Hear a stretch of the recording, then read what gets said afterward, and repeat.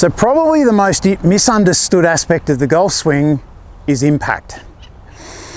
And if you look at the classic impact photo and you see the golf professional at impact, and they're pretty much in that position there. Now, most people see a still of that position and they think, I've got to get my hands in front of the club head. And to a degree, that's true. But the golf swing is dynamic. It's constantly moving. It's never stopped. So we don't stop at impact like that photo suggests. What we have to understand is the real speed that's involved in all of the golf swing. So let's, for instance, for simple maths, just say my club head is moving at 100 miles an hour. It isn't, but just bear with me, it'll make sense. So if my club head is moving at 100 miles an hour, how fast are my hands moving? It's actually 20 miles an hour. The hands move at 1/5 of the speed of the golf club head.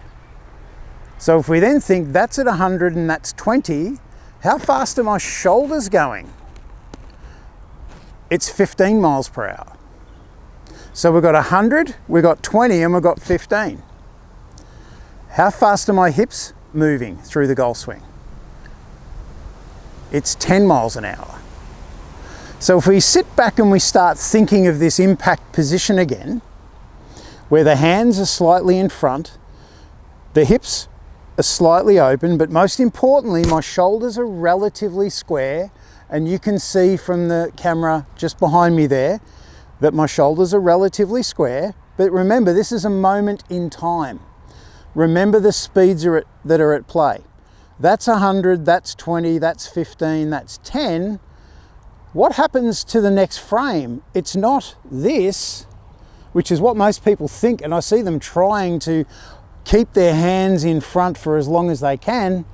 That's a recipe for a shank. It's a recipe for big slices, and it's a recipe for poor contact, and it's a recipe for no speed whatsoever. You're actually, by moving your hands in front, you're putting the brake on the club head speed. It goes from 100 down to about 70 like that.